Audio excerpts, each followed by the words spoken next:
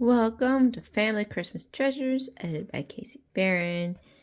We're still in section 2, and this is a fun fictional one called Kidnapped Santa Claus by L.Frank Baum, who is known as also the author of The Wizard of Oz. And he lived 1856 to 1919 and wrote modern American fairy tales for the young at heart. So here is a part from Kidnapped Santa Claus. Santa Claus lives in the Laughing Valley where stands the big rambling castle in which his toys are manufactured. His workmen selected from the Ryls, Knooks, Pixies, and Fairies live with him, and everyone is as busy as can be from one year's end to another. It is called the Laughing Valley because everything there is happy and gay. The brook chuckles to itself as it leaps rollicking between its green banks. The wind whistles merrily in the streets, the sunbeams dance lightly over the soft grass, and the violets and the wildflowers look smiling up from their green nests.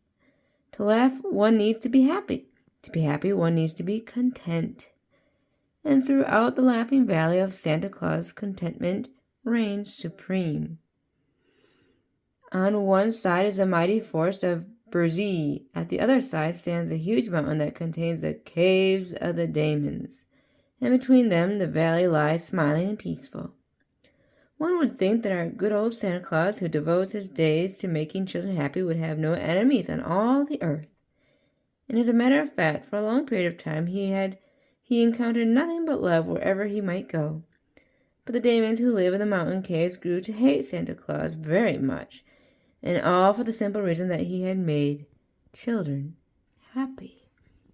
It is well known that no harm can come to Santa Claus while he is in the Laughing Valley, for the fairies and Ryls and Knooks all protect him. But on Christmas Eve he drives his reindeer out into the big world, carrying a sleigh load of toys and pretty gifts to the children, and this was the first time that the occasion when his enemies had the best chance to injure him. So the Daemons laid their plans and awaited the arrival of Christmas Eve. The moon shone big and white in the sky, and the snow lay crisp and sparkling on the ground as Santa Claus cracked his whip and sped away out of the valley into the great world beyond. The roomy sleigh was packed full with huge sacks of toys, and as the reindeer dashed onward, our jolly old Santa laughed and whistled and sang for very joy.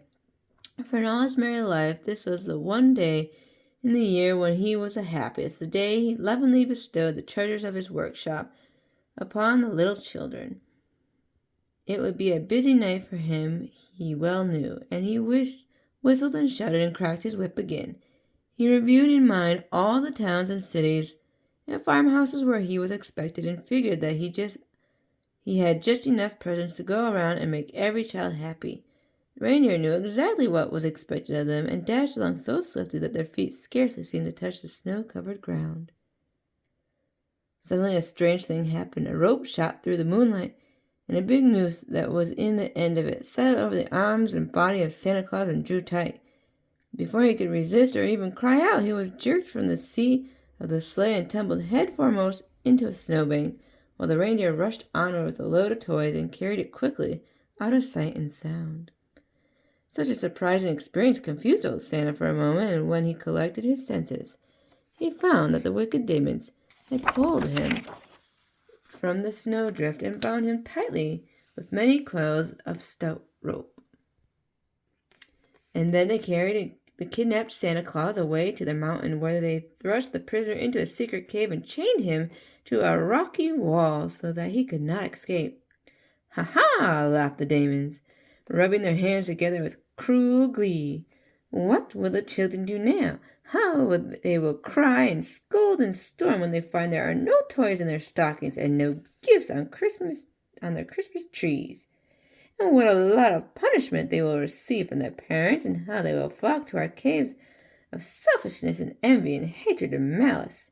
We have done a mighty clever thing, we Daemons of the caves." Now it is so chanced that on Christmas Eve the good Santa Claus had taken with him his sleigh, Nutter the Ryl, Peter the Knook, and Kilter the pixie, and a small fairy named Whisk, his 4 favorite assistants. These little people he had often found very useful in helping him to distribute his gifts to the children, and when their master was suddenly dragged from the sleigh, they were all snugly tucked underneath the seat, where the sharp wind could not reach them. The tiny immortals knew nothing of the capture of Santa Claus until some time after he had disappeared, but finally they missed his cheery voice. And the master always sang or whistled on his journey. The silence warned them that something was wrong. Little Whisk stuck out his head from underneath the seat and found Santa Claus gone, and no one to direct the flight of the reindeer. "Whoa!" he called out. The deer obediently slackened their speed and came to a halt. Peter, Nutter, and Kilter all jumped upon the seat and looked back over the track made by the sleigh, but Claus had been left miles and miles behind. "What shall we do?" asked Whisk anxiously, all the mirth and mischief banished from his wee face by great calamity. "We must go back at once and find our master," said Nutter the Ryl, who thought and spoke with much deliberation. "No, no," exclaimed Peter the Knook, who, cross and crabbed through though he was, might always be depended upon in an emergency. "If we delay or go back, there will not be time to get the toys to the children before morning, and that would grieve Santa Claus more than anything else." "It is certain that some wicked creatures have captured him," added Kilter thoughtfully, "and their object must be to make the children unhappy. So our first duty is to get the toys distributed as carefully as if Santa Claus were himself present. Afterward, we can search for our master and easily secure his freedom." This seemed such good and sensible advice that the others at once resolved to adopt it. So Peter and Nook called to the reindeer, and the faithful animals again sprang forward and dashed over hill and valley, through forest and plain, until they came to the houses wherein children lay sleeping and dreaming of pretty gifts they would find in their stockings on Christmas morning. The little immortals had set themselves a difficult task, for although they had assisted Santa Claus on many of his journeys, their master had always directed and guided them and told them exactly what he wished them to do. But now they had to distribute the toys according to their own judgment, and they did not understand children as well as did old Santa, so it is no wonder they made some laughable errors. Mammy Brown, who wanted a doll, got a drum instead, and a drum is no use to a girl who loves dolls. And Charlie Smith, who delights to romp and play out of doors, and who wanted some new rubber boots to keep his feet dry, received a sewing box filled with colored worsteds and threads and needles, which made him so provoked that he thoughtfully called our dear Santa Claus a fraud. Had there been many such mistakes, the Damons would have accomplished their evil purpose and made the children happy, but the little friends of the absent Santa Claus labored faithfully and intelligently to carry out their master's ideas, and they made fewer errors than might be expected under such unusual circumstances. And although they worked as swiftly as possible, day had begun to break before the toys and other presents were all distributed. So for the first time in many years, the reindeer trotted into the Laughing Valley on their return in broad daylight, the brilliant sun peeping over the edge of the forest to prove they were far behind their accustomed hour. Having put the deer in the stable, the little folk began to wonder how they might rescue their master, and they realized they must discover first of all what had happened to him and where he was. So Whisk the fairy transported himself to the bower of the Fairy Queen, which was located deep in the heart of the forest of Burzee. And once there, it did not take him long to find out all about the naughty Damons and how they had kidnapped the good old Santa Claus to prevent his making children happy. The Fairy Queen also promised her assistance, and then, fortified by his powerful support, Whisk flew back to where Nutter and Peter and Kilter awaited him. And the 4 counseled together and laid plans to rescue their master from his enemies.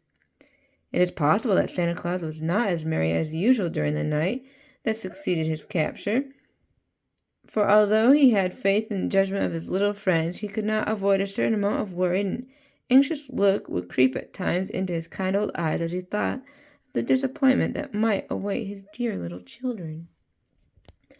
The little ones will be greatly disappointed, murmured the daemon of repentance.